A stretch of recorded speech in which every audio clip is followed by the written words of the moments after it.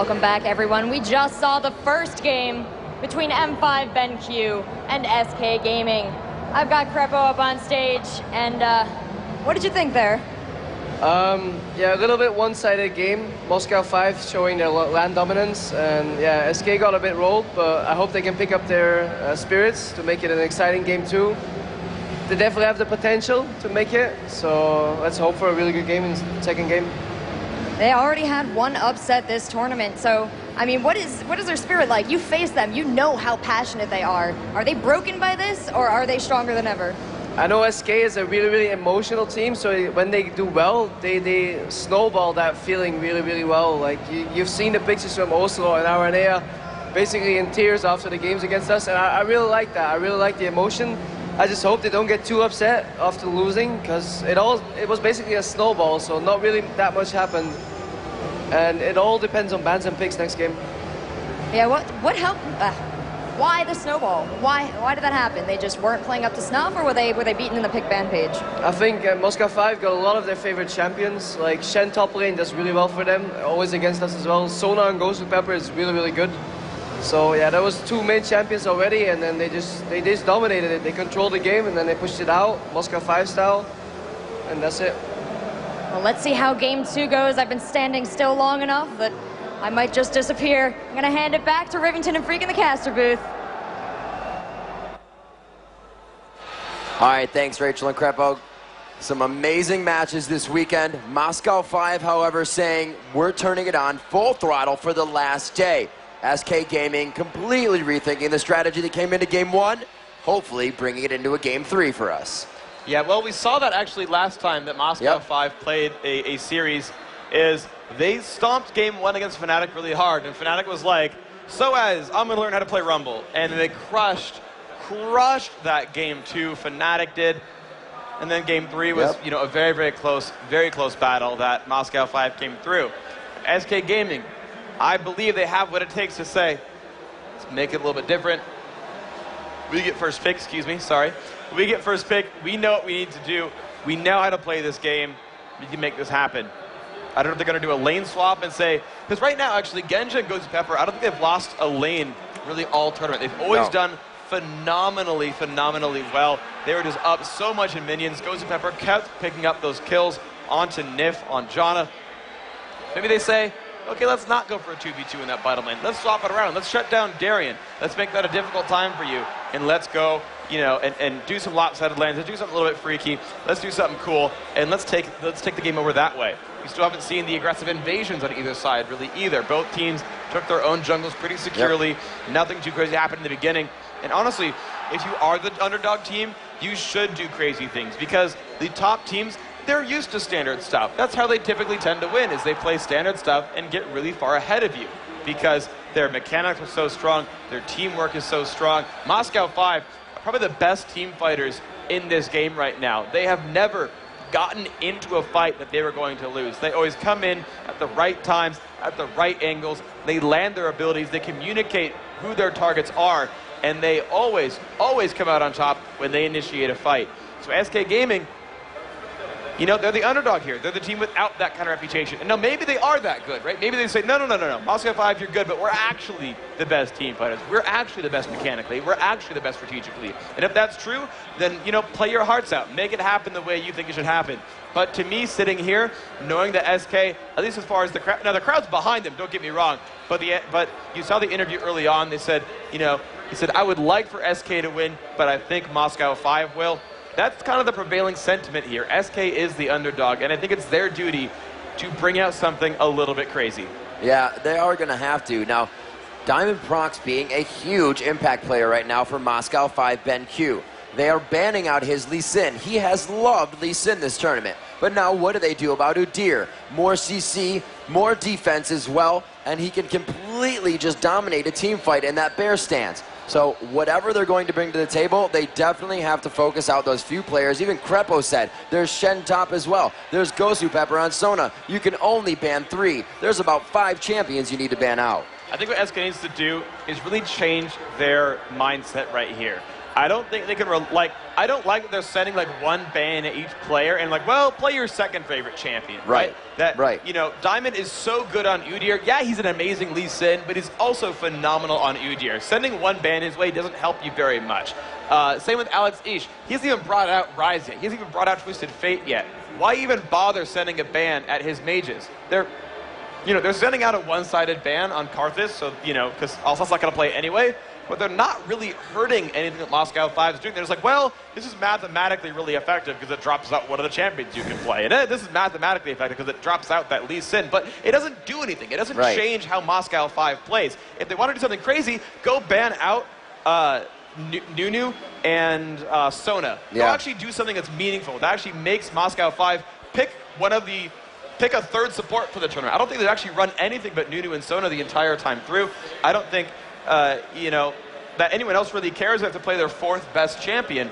And it's not like that Ghost Pepper doesn't know other champions, of course, but nothing has really happened to make him even try anything else, right? They haven't even tested how good his Soraka or his Tariff or his Janna is. They don't even know.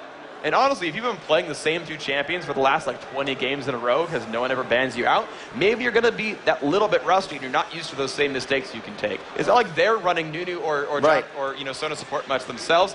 I think they need to actually pick a player and say, yeah, we'll either drop, we'll drop out Lee Sin and Udyr and Shyvana. Now maybe it's Dr. Munoz good enough, maybe it's not. But, you've got to, I think at this stage when these players have so many favorite champions, pick something and go deep into it.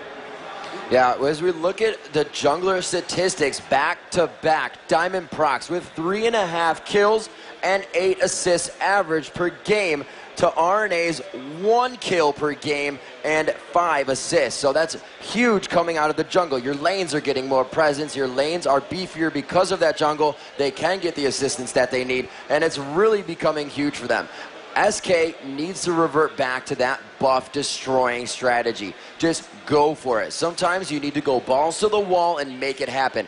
Right now, that's the strategy they need. If they sit back, if they're complacent, if they try to bring it to late game again, Moscow 5 will continue to pick them apart. Yeah, and it's not SK's play style even, They're a team that loves to play aggressively. They should play to their strengths, The pick and ban phase is the phase where you say, yeah, we're going to play out your weaknesses, right? We're going to pick things you're not good against. We're going to ban out things that you're the best at. We're going to make you play uncomfortably. But when it gets to game time needs to be about you. Game time needs to be about, yes, here's things that we know. And it could be an offensive thing like, hey, what we want to do is steal buffs. Now, of course, that does hurt the other team, but it's a positive decision. It's a decision for yourselves. It's moving you into the game. I don't think that SK wants to say, well, we should play out of our comfort zones and play a completely different strategy and play for late game. That's not how they play. That's not what they're used to. And there's a whole set of decision making that changes when you play in a different style. When you stop playing aggressively, there's a lot of different times you say, wait, this is a 20% chance of failing. You know what? Let's not put that risk out there. And I don't know exactly what. And the prime example here is Counter Logic Gaming Europe, where they do play for late game. They do play a bit more safely. Their decision making is so different because they take different risks and they make different choices and they go for different advantages. I don't think SK has I don't want to say knowledge. They're exceptionally smart players, but they're not as familiar with that kind of play style. Moscow 5 has been playing like Moscow 5 for years. Right? They know exactly the decisions they make. They know exactly what they want to do. They can communicate without talking. Right? Just seeing Ghost of Pepper there walking forward, Genjin knows he's going in for a crescendo, and they can combo their abilities together. I think Ezreal landed his ultimate every single time during crescendo, and that's got a long cast animation. He has to know it's going to happen right when he casts it, and he was always on top of that. This communication is so good because they know what they normally do. SK needs to do what they normally do, but they need to do it better. As we said, SK had a very good team late game there, but the late game was in their base. Moscow 5 was too tanky, and when they actually got to the 5-on-5 team fights, they weren't able to do much. The AoEs would hit, but they weren't penetrating the armor, the magic resistance that was already built up for Moscow 5, just being so far ahead. As Krepo said, it continued to snowball. There's not much you can do after that situation if your lanes are being taken down like that. Alex Ish was very good on being mobile, very good on making his way to different parts of each lane and helping his team get kills. Diamond Prox came up with the first 2 kills in the game and proceeded to get kills in lane as it seemed like SK was getting a little tunnel visioned in those lanes.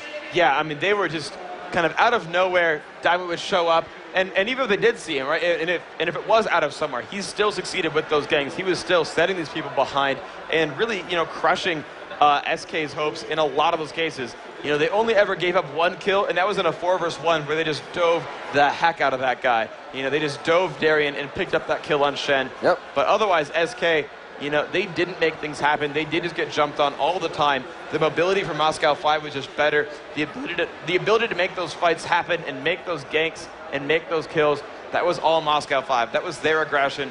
They definitely made that happen. So SK, they need to set the pace. Moscow 5 never goes into a bad fight. They always come in saying, this is the fight we'll win, and it always works that way. A little bit of a trip there. Good job, Dustin. But, Moscow 5, when they play their game, they always win. SK needs to upset that. SK needs to play their game, and they need to play it over the top of Moscow 5. They need to affect the game in their favor. They need to turn up the heat.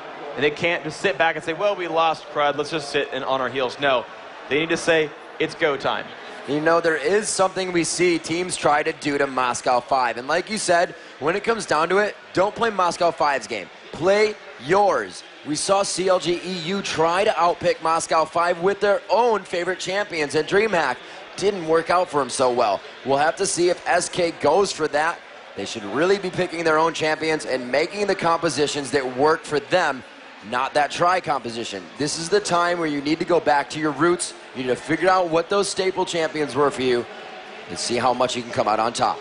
Yeah, well, we have D-Man in the audience or up on stage. Either way, we have D-Man, and he's got some words for us. So, D-Man, take it away. I'm down here in a very hot and sweaty audience. It's pretty warm today. It's one of the hottest days, I think, of Gamescom so far. We are obviously here in between the finals. I'm joined by a member of the public, and you're going to get a chance to win this pretty awesome T-shirt. It's the new one. It's the Jungle. What's your name to start with? I'm Zeno. Okay, and we've just seen Moscow 5 pretty much stomping SK Gaming. Do you think SK Gaming are going to come back into it for a chance to win this T-shirt? Who do you think is going to win the next map? I really like SK, but I'm going to give it to M5. Yeah, your heart wants SK, I think everyone else, but your head's going Moscow 5. Freak, Riverton, back to you guys. Yes, we are getting up into the second game. Champion Select has just now started. You can see these signs in the audience. There's one that said, SK, go do this. You've got guys behind it. You can see hats. You can see heads.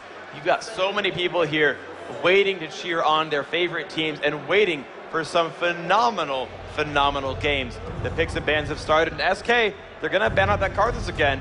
And I don't know. I feel like the way that Moscow 5 is winning is with aggressive play, not with Karthus sitting back and farming. Yeah, that's not what they need. I'm not expecting to see Morgana here in middle either. They want aggression. I'm expecting to see possibly a Gragas or that Ahri from Ocelot in middle. We do have Nif banning out a final Shyvana. They do not want to see that. Shen is gone as well, taking a little bit of a Krepo's interview there into consideration as they take him out. Darien was very strong on that last time, and he pretty much shut down Kevin's gangplank. And right now, statistically, Kevin is the advantage that they have over it with his kill-to-death ratio. It's one of the best on the team. It's one of the best over Moscow 5's right now, and definitely against Darien and Lane. But Darien is saying, I know how to play against you. Now that we're matched up, I'm going to bring that back to normal. Yeah, so right now, SK heavily considering their first pick. And yeah, top lane I think is going to be one of the big lanes for SK. I don't think they've won that, unfortunately. And they're amazing, amazing players, but I haven't seen SK really win their bottom lane in quite some time. Even with their victory against Counter Logic Gaming, those first 2 kills, Yellowstar was often one of them. It was actually Kevin and Ocelot that carried through in those team fights. And so the focus for SK, the focus for their strength, it needs to be on Kevin right now, on Yorick, and it needs to be, once again, on Ocelot.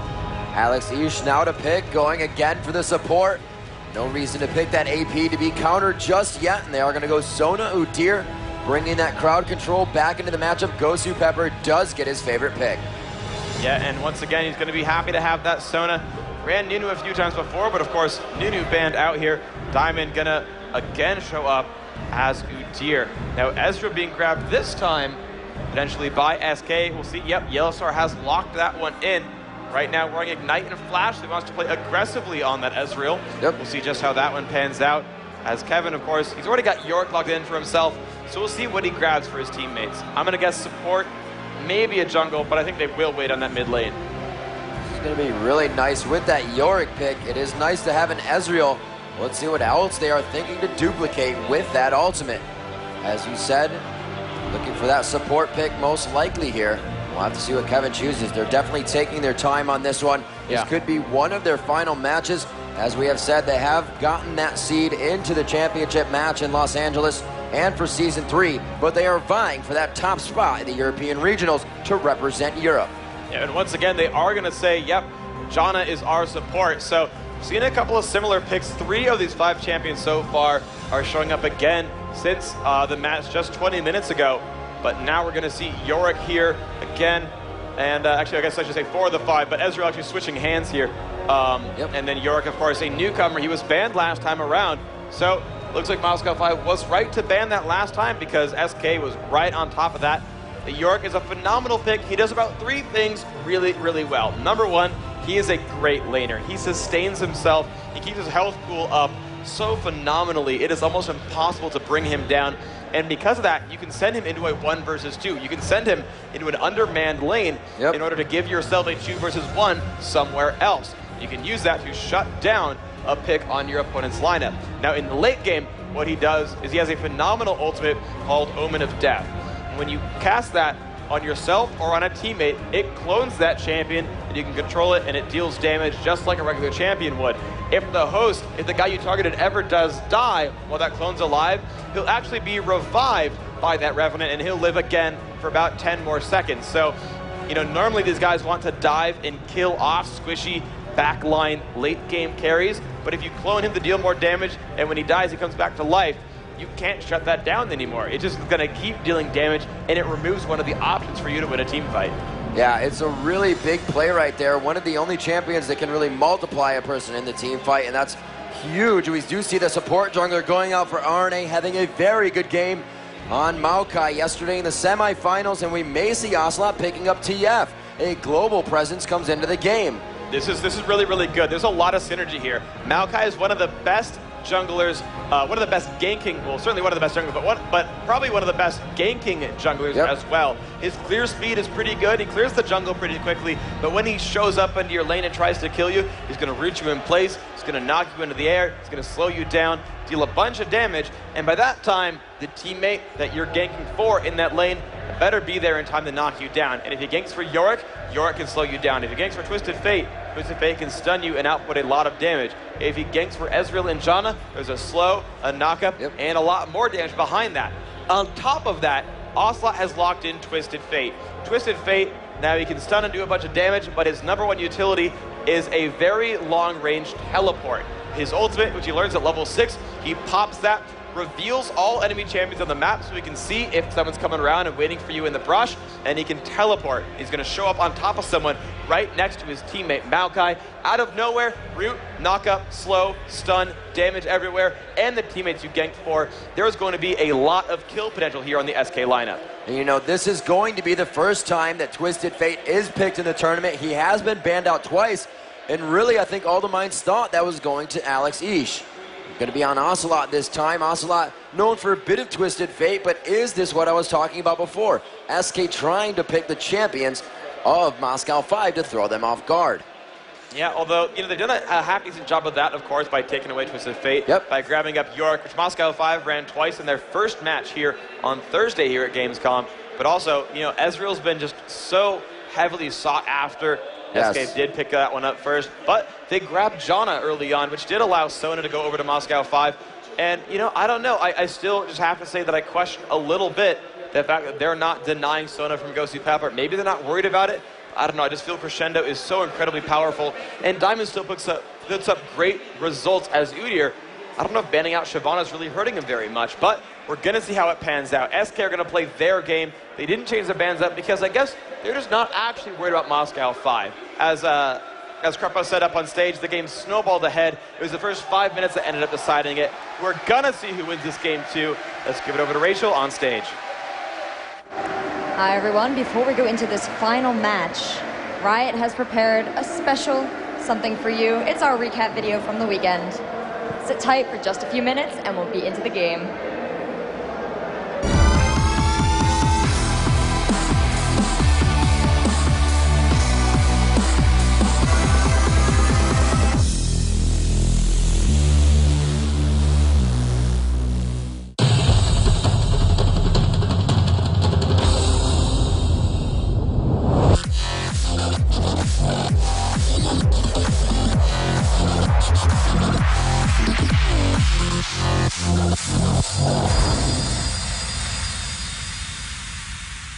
Heard the names Alex Ish, Ocelot, Froggen, and Lamia. You've seen them battle from lane to lane, from tower to tri-bush.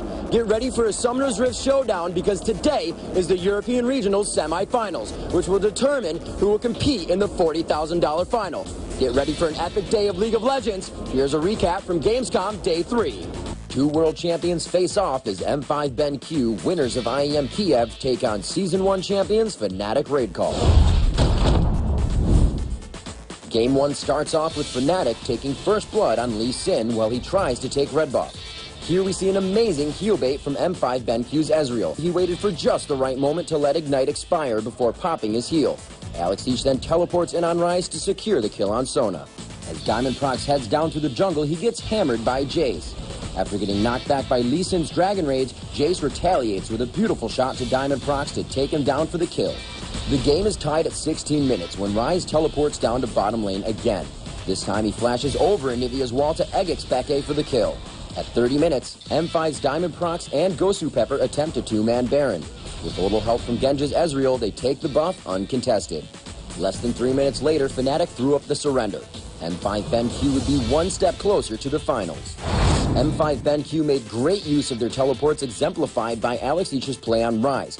He had 7 kills, 5 assists, and was unstoppable as he was never taken down throughout the match. In Game 2, Fnatic Raid Calls N-rated Zenith Blades onto Genji's Ezreal, but Gosu Pepper is right there to peel him off with Sona. The flash just isn't enough for N-rated to escape, and M5 secures first blood.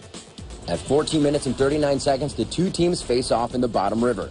Soaz drops Rumble's equalizer right on top of Dragon, grabbing the objective and smothering 3 members of Moscow 5. M5 BenQ makes a stand at their top inhibitor turret. They would push Fnatic back, picking up 2 kills in the process, allowing them to make an attempt at Baron. But that attempt is interrupted by Lamia, who was devastating with Graves all game long. He makes his way into the middle of Moscow 5 to take out Lee Sin and Jax. Genji tries to back with Ezreal, but Soaz uses the equalizer from Rumble once again to clean up the fight. Fnatic overwhelms Moscow 5.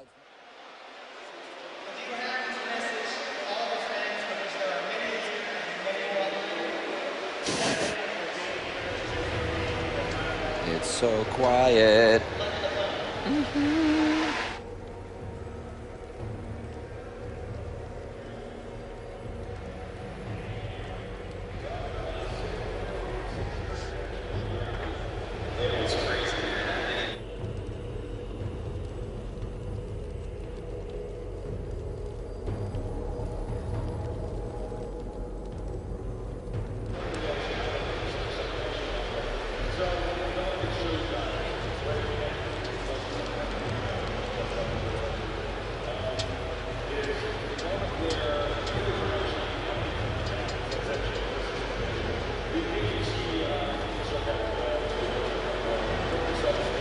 M5 BenQ will advance to the EU Regional Finals, but more importantly, they are guaranteed a ticket into the Season 2 World Championships, as well as a spot in the Season 3 Championship. Hey guys, welcome back to the casting booth as we're about to get underway with this matchup. Moscow 5 BenQ versus SK Gaming. Could be a final game here for SK. However, as we've said throughout the year, these teams battling it out. The Season 3 Championship to go on next year. 3 teams already in, but they are now vying for that spot to represent Europe as the #1 League of Legends team here at the Regionals. We're at game day 4 here at Gamescom in Cologne, Germany for 2012. Rivington III joined by Freak. Freak, we have had amazing matchups this weekend. Oh, absolutely. Every single game here has been outstanding, and so many of these have been comeback victories, a lot of them pushing over 40 minutes in length. I mean, we had a series where it went to game, like, only in 2 games, and, like, at the end of it was like, shoot, we're already scheduled to start the next one. We allotted for 3 games, but at 2, we're like, pushing it right now. Holy cow. And, you know, they've been such just great sports the whole time. Yeah. Such amazing players overall. The crowd here still, everyone's standing up. It actually takes like minutes to go from like the stage to the caster. You can see it behind us. It's not that far. It's like 10 rows of people. And you just have to like fight through Germans to like get through there. It's actually very difficult because they don't want to give up their spot. They've been camping out. A lot of them, you know, like, you come in at like 9, 10 in the morning and the seats are already filled. The game's starting in like 2 or 3 hours, but you want the good spots. These guys are so awesome. I love you guys who are here. Thank you so much for joining us here at Gamescom and being part of this. You guys are absolutely amazing. Thank you so much for making this event what it is. Thank you to the thousands of you online who are watching right now. 185,000.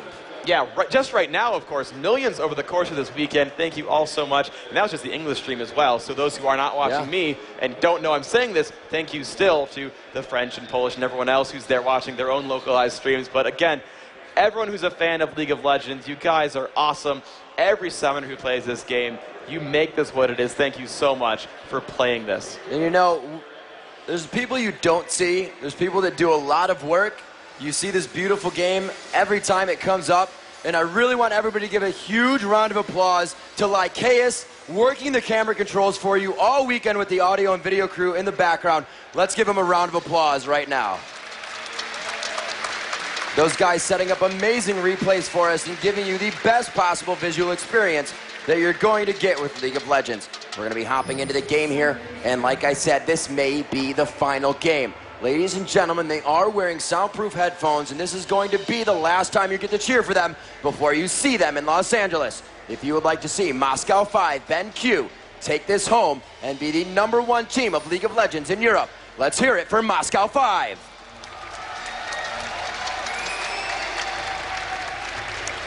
If you want to see SK Gaming bring it back in Game 2 and bring us a third and final game of this tournament, let me hear you cheer for SK.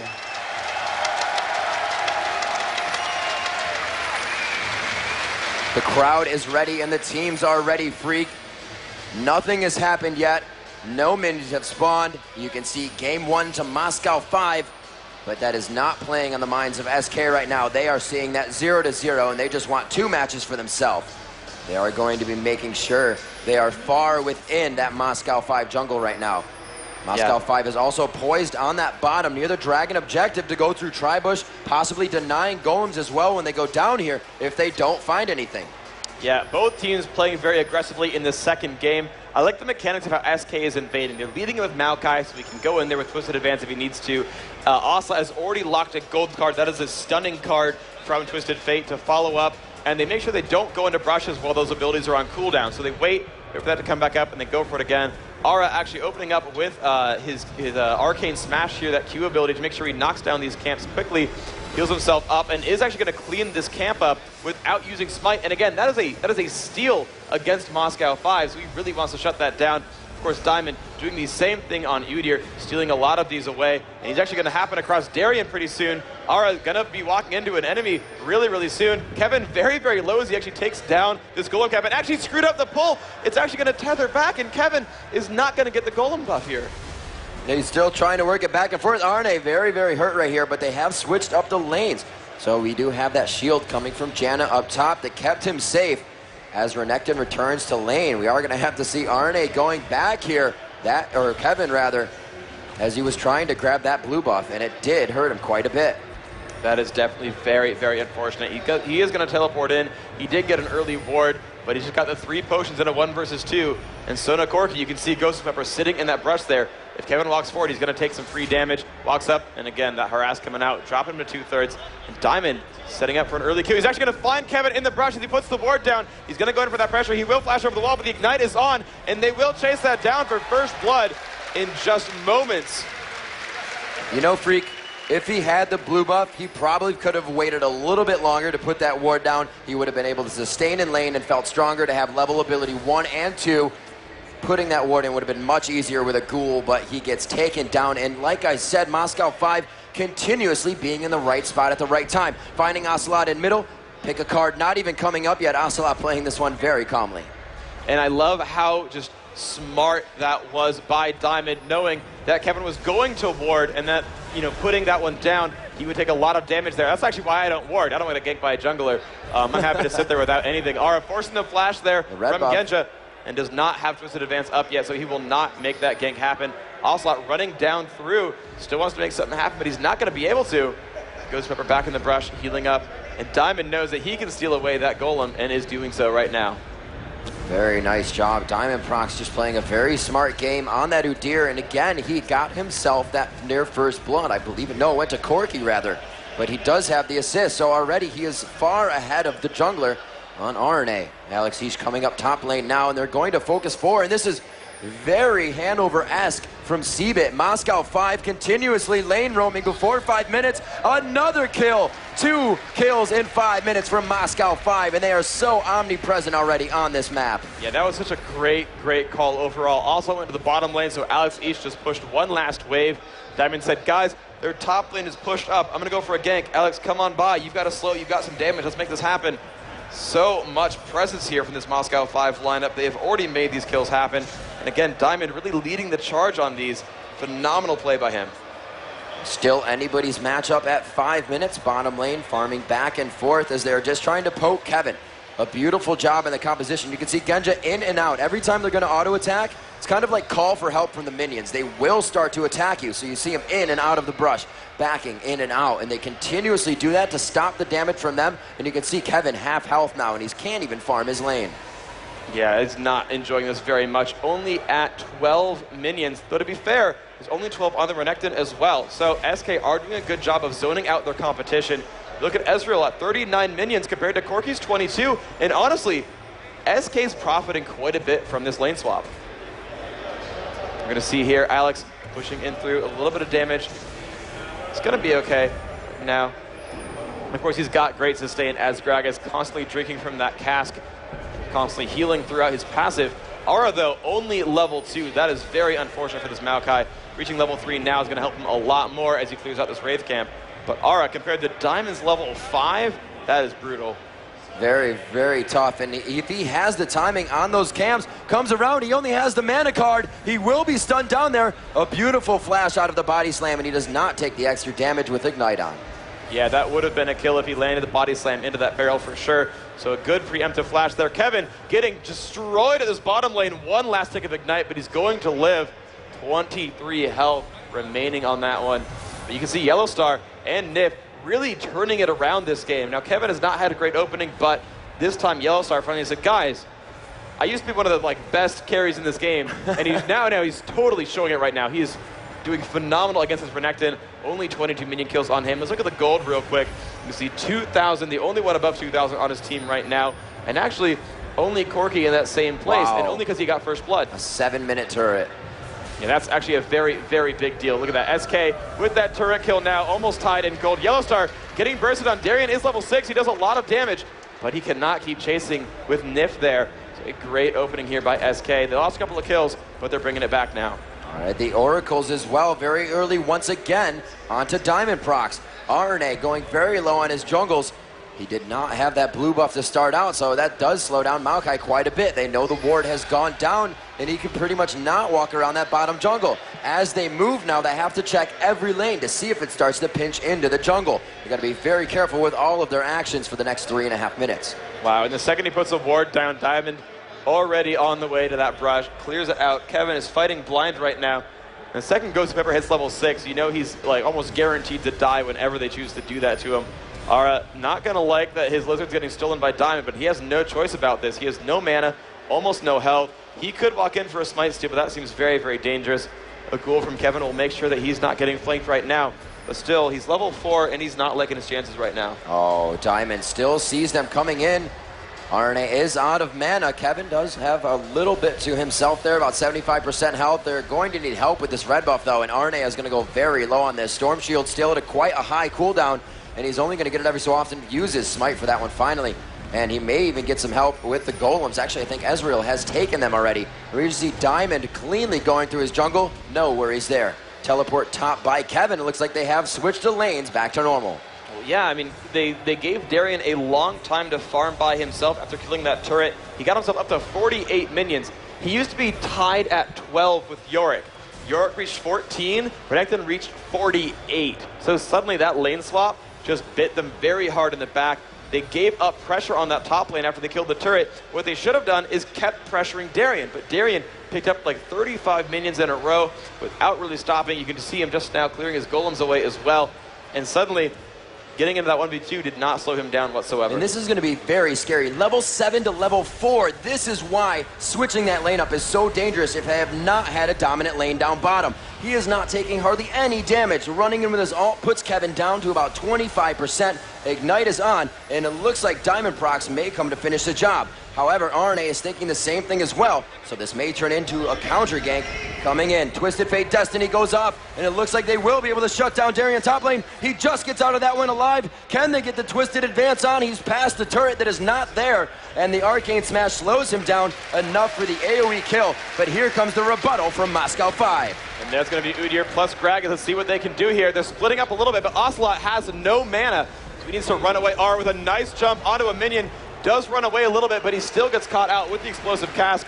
Kevin left alone. Ocelot trying to get far, far away. He will not get spotted by a minion, but he's still getting hunted there. Alex on Gragas, Diamond on Udyr. They're still going in. It looks like Ocelot wants to suicide up to a turret. He's going to recall, man. Not even in brush. Alex is not choosing the correct direction. He's going to make it out. Nice move by Ocelot, making it out of the jungle alive. Ultimately trading a 1-for-1. And I think it's an overall decent trade there for SK.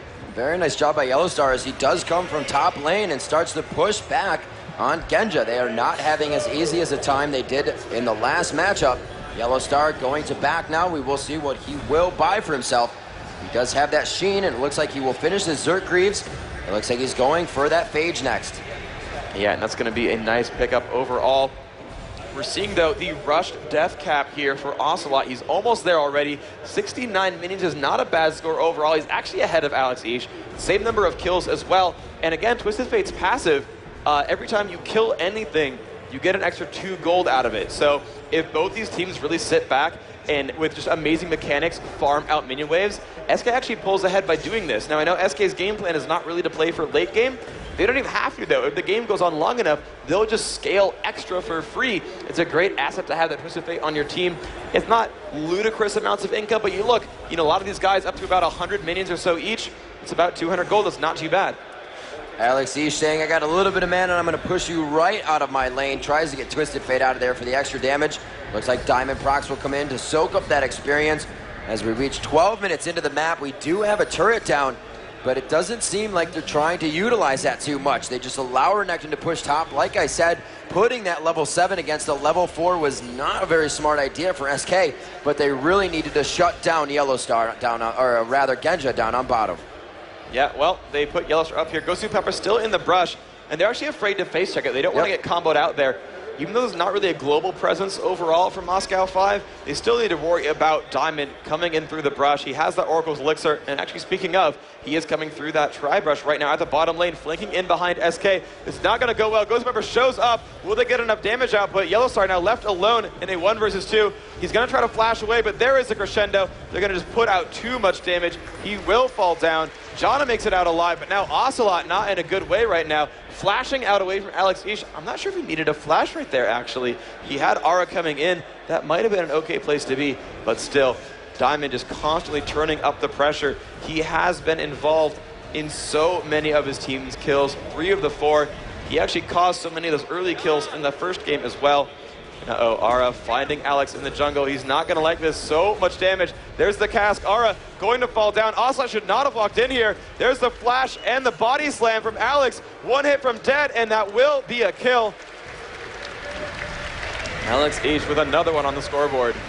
Playing on the mentality of SK. You can see Ocelot frustrated with his gameplay right now. The team just kind of falling into the wrong position. But again, Moscow 5 being there when they need to. And right now, that's happening because of the ward coverage. Beautiful coverage down bottom. They don't have one in the Tri-Bush. They have it right behind Dragon Den. a great setup for them to just continuously go into red buff, continuously see what's happening at Wraiths, and you can see the entire Moscow 5 team now coming out of base, their boots 2 on, a Giant's belt on Renekton, as well as 2 GP or gold generation items on to Sona. So GhostZooPepper getting the money he requires. Like you said, Freak, they're not really the ones to get too much money, but those gold generation items will help them to assist their team as they complete those synergizing builds. Yeah, they absolutely can catch up in gold overall, especially if you participate in kills and assists, especially if you help your team get dragons and turrets. You really, if your team gets like 8 turret kills, you really aren't broke no matter who you are, no matter what happened in the game, no matter how many wards you bought, you're going to be in pretty much good shape at that point. But the difficult thing here for SK Gaming is they have not been able to pinch Diamond. They have not been able to pinch Udyr. They've not been able to remove his oracles. I mean, he's bought it before minute 4 in both games, really. And, so far he's killed just dozens and dozens of wards. Nif caught about alone right now, taking so much damage. He's not going to like this very much. Will get jumped on. There's the kill from Genja. Yellowstar forced to run away. Now 7-1 in kills. This is looking very similar to last time. But here comes Ara trying to be not caught out. He does get away, and here comes Ocelot as well. A lot of pain coming out, a lot of damage overall. Can they clean up on this? Yellowstar is low. Darian, actually, I believe he actually stopped the teleport from Kevin, so Kevin did not make it in. Ocelot taking a lot of damage. Yellowstar trying to help him out. Diamond picks up the kill anyway. Everyone from Moscow 5 so incredibly low, and Diamond will just tank that turret, does not care, and they will pick up more kills in this matchup. And Kevin still getting chased down by Darian. He's not liking his chances much either. Moscow 5 BenQ pulling out all the stops. It's like they don't even have lanes this game. They are playing everywhere on the map, just trading back and forth. And it really seems like the lane swap from SK instead of the buff control is really going against them. Yep, and Alex Ish so aggressive on the map. Darian as well. They're invading, stealing away wolves, stealing away so much of the jungle whenever they can. And in fact, there is that golem buff. They're just going to go for everything. The sapling comes down. Ara does know about this, but he does not want to walk into a 1 versus 2. He cannot see the golem anymore, so he will not be able to steal that away. As Gragas walks happily with another golem buff, refreshing that timer as he already did have one. Kevin, level 9, has been stacking a lot of armor in order to survive Renekton. We'll see if that actually pans out right now. Gragas in the middle lane, resetting now. Alex Ish more than happy to farm out there. He will be able to 1v1 onto Ocelot right now. Ocelot going for the full glass cannon build. He only bought 1 Doran's and then straight went into the Rabadon's death cap, but he hasn't finished. One more shot onto Nif, and he goes down in the 2v1, just playing a little too aggressive. And the snowball once again begins to roll. Yeah, they're up 6,000 gold. This is very reminiscent of Game 1. Moscow 5 really showing that they're a very, very dominant team. They're going to move in, warding up that brush. They are not going to find a flank just yet. They were looking for a hopeful flank on maybe Yellowstar or Nif when he respawned. Ocelot with a beautiful barrel, does get knocked back, but a great stun means he will run from Alex, but there is that body slam. Though he is still slow, the stun comes out. GhostZooPepper shows up, lands a lot of damage. One more barrel, not going to land. One hit from dead. Can GhostZooPepper deal the damage? No, because Aranea is there to slow them down. Kevin as well. GhostZooPepper getting hit for a lot of damage right now. Can SK turn this one around? The barrels are there. There's a lot of damage coming out. Diamond up in the mix, taking a lot of pain. Yellowstar there, but no one's dying all that quickly. Ara not going to like his chances. Kevin might fall down as well. Genja picking up a kill there. Sona picking up her first of the map as well. And now Yellowstar forced away so low. Darian picks that one up. Nif flashing over the wall to escape. Kevin's little ghost there. Not going to do enough damage. Moscow 5 picking up 3 kills straight. So Ocelot did escape. Not many else did. That fight started by SK Gaming. They had 0 vision after the river. Alex was able to just walk back into the bush, come in with a full body slam on 3 members of SK Gaming, and continue to deal damage with the rest of his team. Yes, SK Gaming needs to win these fights, but they cannot initiate if they don't have the vision. It is not going to go in their favor. Again, we may not be able to see them get the five-man team fights into play until it's too late. Coming in with the Arcane Smash as well as the Twisted Advance, but there's just too much damage coming out. The Ignite tick is on right now. It will not take him down, and the quick slice and dice back in will be able to finalize that kill with the ultimate AoE, and it looks like they make it out safe. Yeah, absolutely great play. Darian, he's got the Sunfire Cape already. He's got 130 minions. He's got 3 kills. Again, he was starved in that top lane for so long, but now he's got second place in total minion kills, second only to the Corki that was given a, comparatively like leisure luxury resort 1v2. So, amazing job by Darien. I have to hand it to him. This game, he's done phenomenally.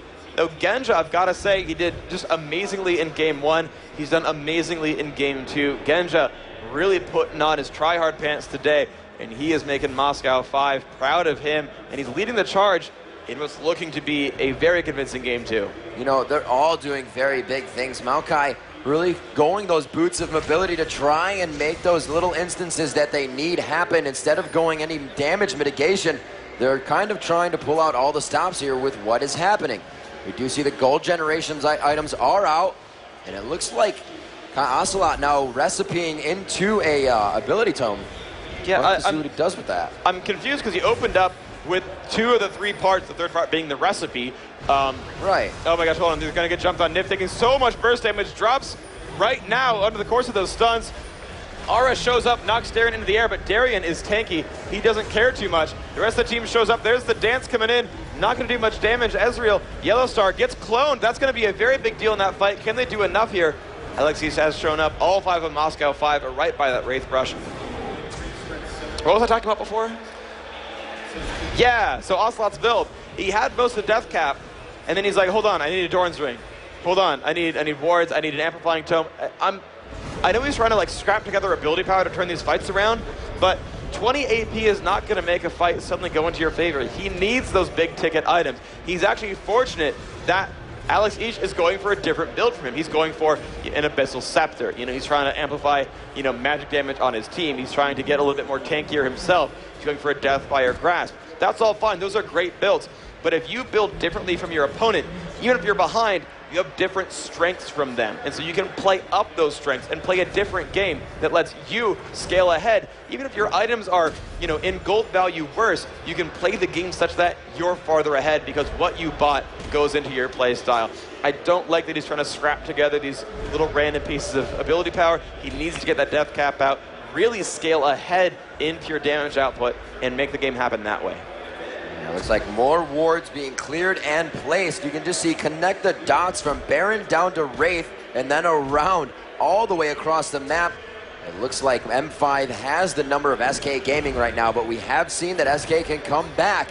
It's going to be very tough at 12,000 gold down and 15 kills. 21 minutes in here, we do see Diamond getting caught, but in a 3v1 situation, you do not want it to take this long to take one person down. They definitely want that Oracle, but at what cost?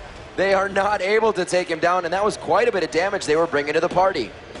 Oh, absolutely. This is just not looking happy right now. SK, even when they catch someone out, they don't have anyone farmed enough to like blow up that champion. As a result, you've got a Neo Trinity Force here from Yellow Star that will help him a lot. That'll catch him up very close to what Genja has, because Genja's going to go for a Guardian Angel. And again, that is a good chance here for SK to make things happen correctly, because Genja is going to stop scaling offensively. He's going to get tankier, and that's fine. He's going to be durable and hard to kill. But if SK can make kills happen on other members of the team, Yellow Star will deal just as much damage as Genja will. But there's the explosive cast. Kevin's not liking that very much. Blows up to a barrel. Ghost Pepper still a bit durable as well. Also going to land a stun. Can they do enough damage to Sona? She gets a little bit low. Darien not quite landing a stun on anyone. He's not going to be able to dive in. Ocelot locking in another gold card. Can he go for some more pressure here? Looks like Genja going to be able to take down a turret down bottom during this fight. So with that kill, they also grab a bit of global gold and map positioning. They don't really need any more of that right now. SK needs to start thwarting what is going on. They need to stick together, power in numbers. The thing is, they still need to farm, and that's not going to come at this point. Genja's really the only one doing the right thing right now, by himself, farming it up. Once SK comes back to lane, they're going to have to stick together. Those 8 minions, 6 or 7 rather, of the siege, are not going to be enough to farm these guys up even over the next 8 to 10 minutes. Yeah, well, they're going to catch out Alex Ish, though. 2v1s is what SK needs, and they have the ability to force those. They have a Twisted Fate. Yeah, overall, yes, the farm is very behind. They're, down about 14,000 gold. Darien, but he's running around, in a 1 versus 4. We actually saw this last time. They did pick up a kill in that kind of situation. He's taking so much damage. The explosive cask actually going to keep everyone at bay. They will not pick up this kill. Now Diamond in front, but again, they're outnumbered. SK has decent damage output here. Diamond is taking a lot of pain. Ocelot not liking that too much, but now it's Gozu Pepper's turn to take a lot of punishment here. Yellow Star beautifully positioned on the other side of the wall. Buddy gets caught out, and Genja will pick that kill up. Now to get revived by that Revenant. Can they shut down Genja? Looks like that's not the case right now. Aura getting forced away. Ocelot running away himself. Looks like it's going to be only one death.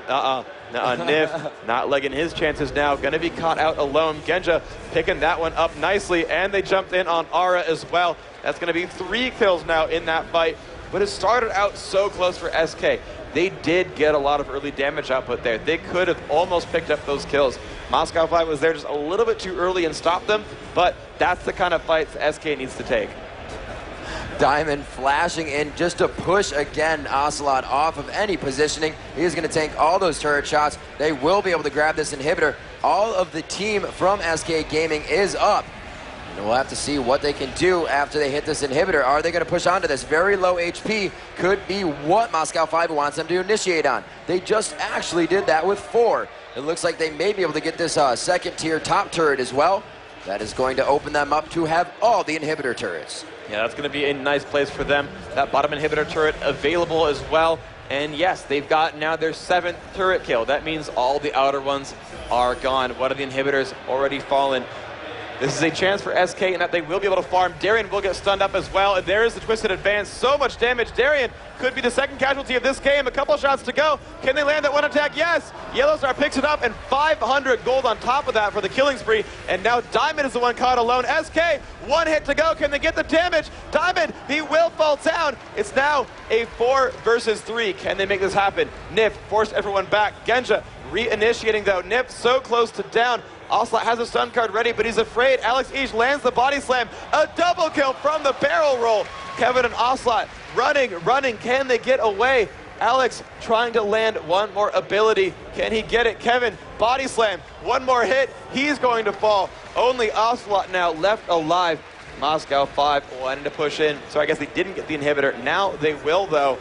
And this is a great place for Moscow 5 to be. Freak, I have to question, with Corki out of mana, they were spread horizontally by 4. As Gragas got closer, they said, let's group up. He was able to body slam and double barrel easily and grab those 2 kills. SK Gaming really off of their 100% game right now.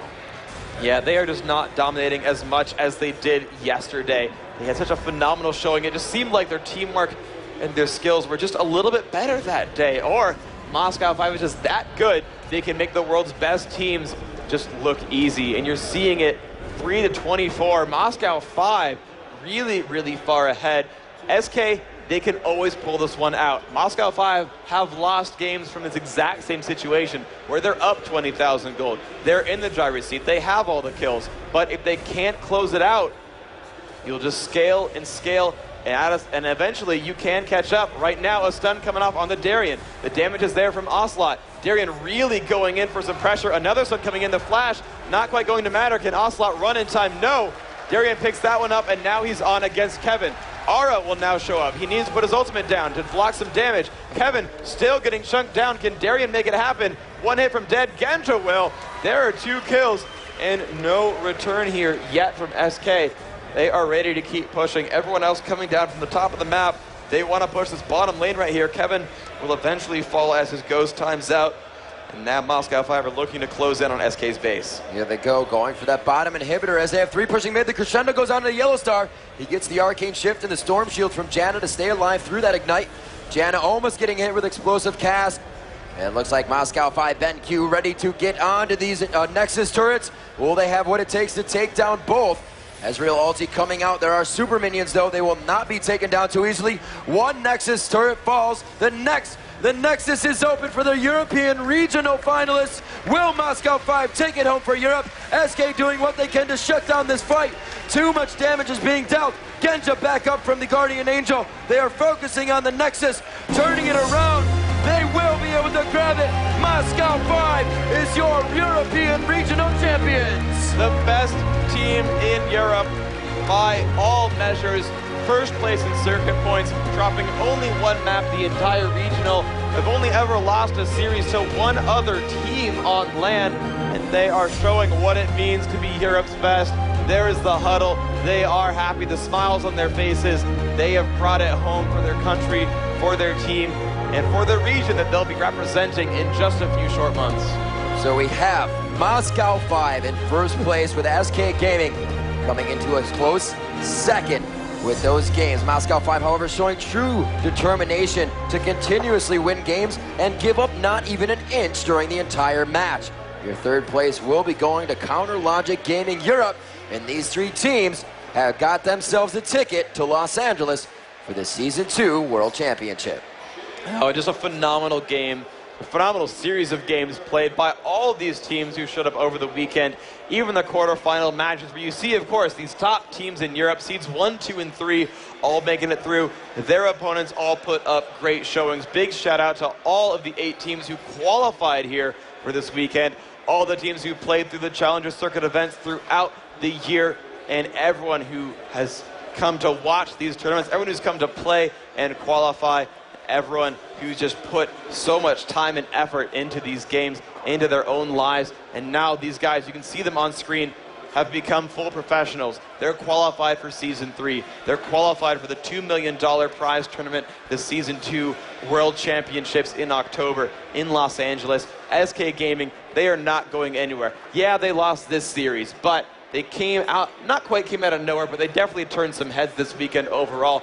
They have what it takes to get their practice on and surprise even more people. You know, second place in a region is not exactly bad. That means you're amazing and phenomenal. And of the millions of players in Europe, they're 6 through 10 in skill individually. Especially for a team to come out with roster change after roster change as well.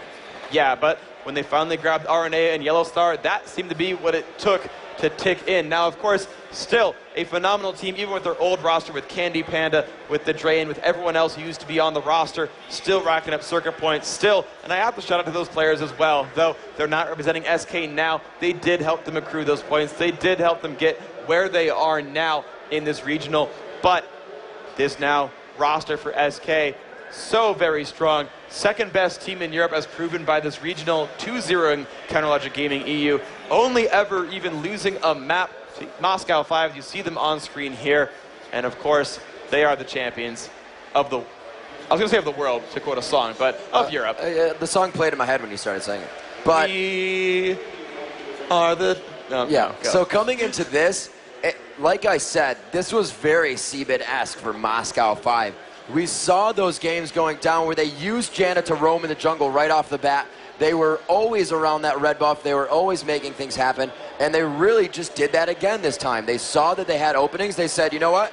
Yeah, maybe 3 minutes and 30 seconds, but let's put 4 top. We're going to get a kill out of it. And we'll get 3 assists. Let's go ahead and put 3 bottom. We'll get another kill. And a huge factor in Game 2 here, have to point it out, is that blue buff repull. He was not able to get it. It would have sustained him in lane, and it would have prevented that first blood as he went toward Tribush. He wouldn't have had to do that as early. Yes, he could have played more cautious, and maybe he would have, but with the blue buff, probably able to have level 2 by the time that Diamondprox got there, would have had a sustain, and would have been able to keep himself alive for that first blood. Diamondprox was huge in getting first blood and the second kill assist in the game. Yeah, and there you can see on the far left of your screen right there, you can see on his jersey his screen name in case you're not sure what his face looks like. And that guy, I've got to call, you know, I said Genji did phenomenally, but Diamond, I want to call him the MVP for this series. He got first blood for his teams, both games right there. Sub 30-minute victories both times because he kept the pressure on. He has such phenomenal ganks, and I can't say it enough. That gank at Tribrush where he knew because of how much he knows League of Legends, said, Kevin's going to come back to lane and he's going to ward this brush. I'm going to stand in this brush that you're going to ward. You're going to look for me. You're going to gank yourself, actually. That's how much I know. That's how much I'm in your mind. I know you're going to do this. I know you're going to find me. Bear stance stun, picks him up. Such an amazing play. That, to me, I think was probably top 5 smartest plays I've casted. Definitely top 5 smartest plays this weekend. Diamond, definitely a master of this game. Yeah, he did so good. Camping the lanes he needed to camp. We saw him camping down Kevin. We saw him when he needed to camp down Expeke, and Expeke even said, I didn't expect that to happen, and actually dropped a F-bomb in this situation because he was just so frustrated. That's what Diamondprox can do to a game just by himself. Guys, we have the award ceremony and more from the teams themselves coming up after this. from Rivington III, and this is Freak. That was the Gamescom matches, guys. Stay tuned. Hi, everyone. We're back, and that was the finals of the EU Regional Season 2 Finals. So now we have our teams, and here to say a few words is the CEO and co-founder of Riot Games, Mr. Brandon Rise Beck.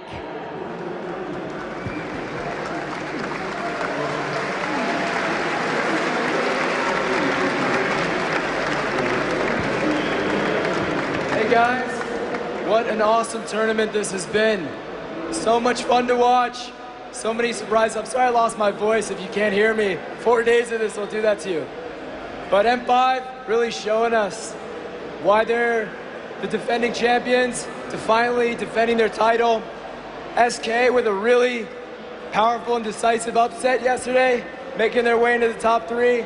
And CLG clawing their way back. Now, these 3 teams are going on to do some really big things. But there were 5 other teams that really poured their heart and their soul into this. They made this tournament interesting for us. Guys, I want everybody here to help show some respect and admiration for the 5 other teams that poured their heart and soul into this event. Let's hear it for those guys.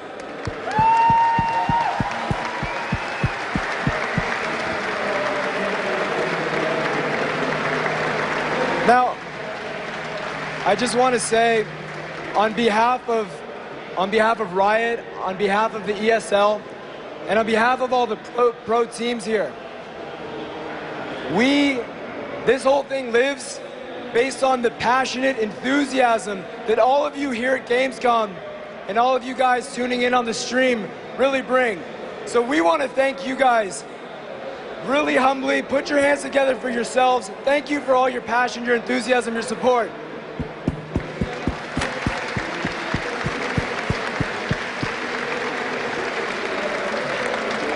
Now, we're about to bring out the 3 winning teams. And these guys, as you know, as you've heard on the broadcast, are going to be going on to Los Angeles to compete against the rest of the world in the World Championships come October. How many of you guys, make some noise if you think that these teams are going to make a big impact on the world stage? Let them hear you. They're back there. Make some noise.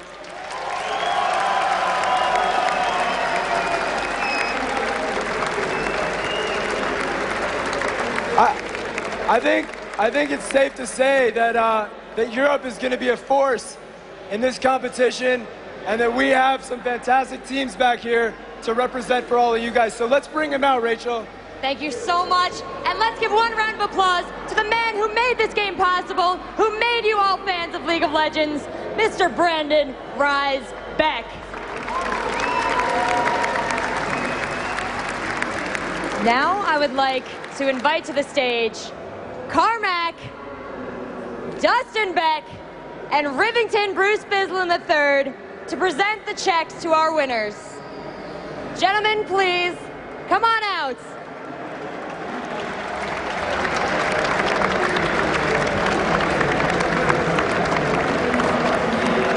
And it is now my pleasure to welcome you guys. You guys look great. I'm not even, you know what, we gotta talk for a minute before I bring them out, because you guys are special in your own right.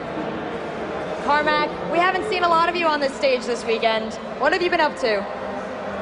Just getting sick from the amount of work that we've been doing here. So I can barely speak at this point, so please forgive me. Well, I won't ask too much of you, Mr. Dustin Beck. You've been behind stage, working your butt off all weekend. What has it been like? You know, it's great when an event goes off successfully like this, and we have, you know, the highest caliber European teams playing, and then you get to see a third place match and a finals match like this. We're all excited and fired up to see these teams that have now become the top European teams, and we're excited and looking forward to what they're going to be doing in the World Finals.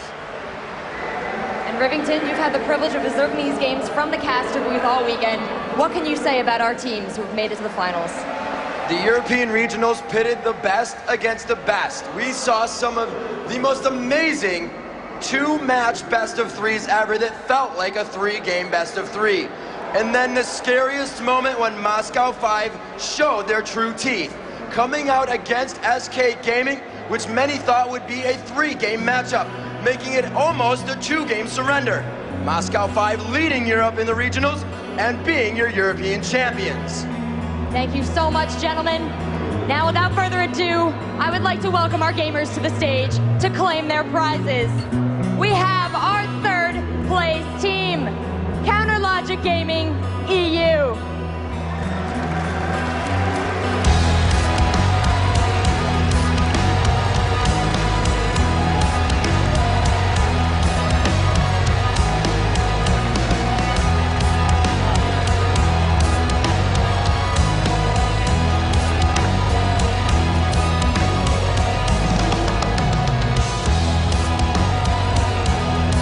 Gentlemen, you've come very far.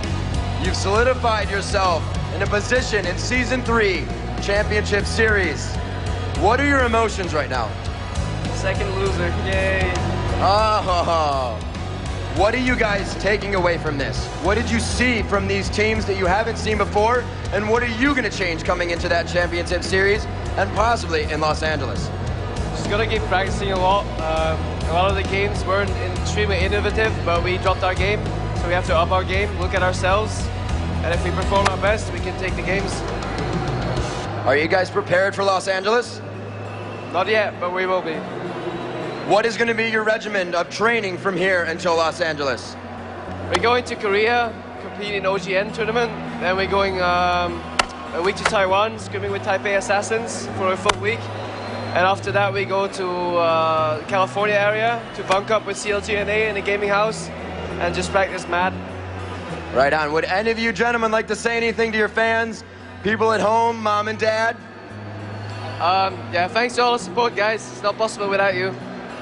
Thanks, guys. It's been an amazing crowd today, and thanks for the whole weekend. It's been fantastic. Thanks for your support. I want to thank everyone for the support, and it's been a great event, and I've enjoyed it a lot.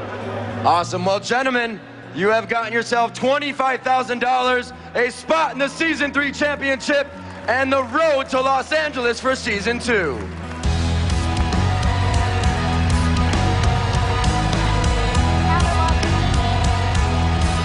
can hold on to that check, you can take it home, but you can't stand in the middle of the stage with it anymore.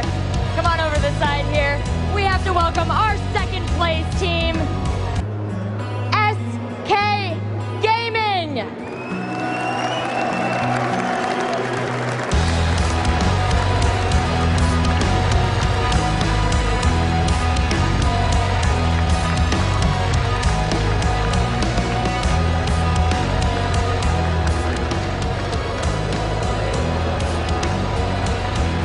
Gentlemen, amazing matches in the semifinal day. Even Crepo said a very emotional team can carry you guys to the top. Did your emotions get the best of you?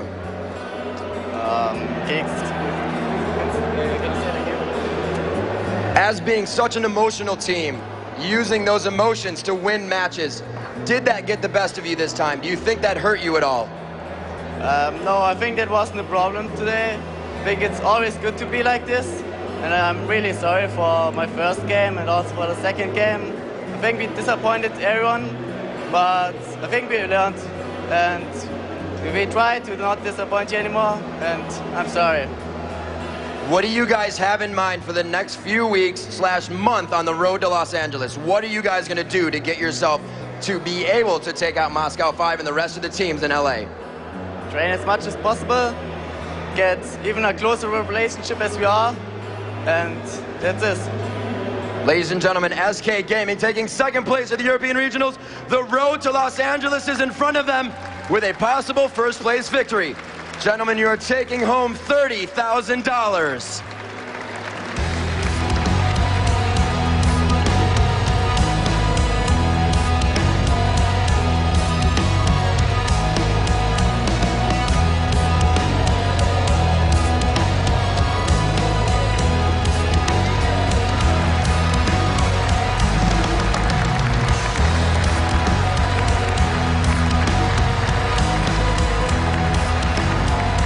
Congratulations to you, gentlemen of SK Gaming. I look forward to seeing that hanging on the wall in your pro house. But now it is time to welcome our champions to the stage. Please show your appreciation for F5 BenQ.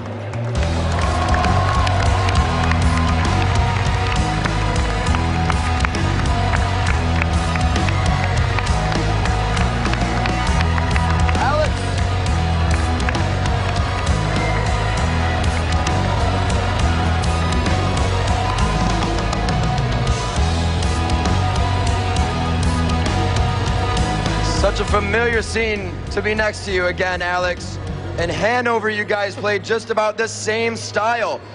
What made you go back to the roaming style in the beginning of the second match? It's like we knew that we are at purple side that is weaker initially, so we decided to counter SK's aggressive play style. Like the only way you can defend against like aggressive, be aggressive yourself. How much homework did you do coming into this matchup? I know Moscow 5 regularly travels to the location and practices for weeks on end before the matchup. What was your homework to check out all of these teams before Gamescom? It's like we were kind of prepared for SK Gaming. We were like 60 to 70% sure that they will come to the finals. So we lost to them in the tournament. Previous tournament online, and we knew that they will bring something extraordinary that we will need to counter. And almost all the preparations come like the day before. So we are like discussing the whole day what will we do the next day. At least like in the first game, because the first game is the most important. So we just got, and for SK we were preparing like all 2 games. So like we decided the strategies that we will go on the first level. The only thing that we didn't discuss Zyra pick, it was just like, okay, I feel like I can play Zyra and win. Alex, what do you guys have planned from here until Los Angeles? What is going to get you ready for those matches? I think that we will watch more Korean and Asian teams because they will come really prepared for this. It's like, maybe for Korea it's not that money, but I think Chinese teams, like $2 million, they will kill people for this. Do you guys have anything to say to your fans? Yeah, thanks everyone watching us. Thanks all our fans. Thanks Moscow 5, BenQ, and MSI for helping us, for bringing us here. And like, thanks everyone. Moscow 5 for the win! Ladies and gentlemen, Moscow 5 taking home $40,000. Your European regional champions, undisputed, and the first place seed going in for Europe at the championship in Los Angeles. Congratulations, F5 BenQ! They are your champions. They will be representing Europe with the highest seed going into the finals of Los Angeles. So one more time, can we please give them a round of applause?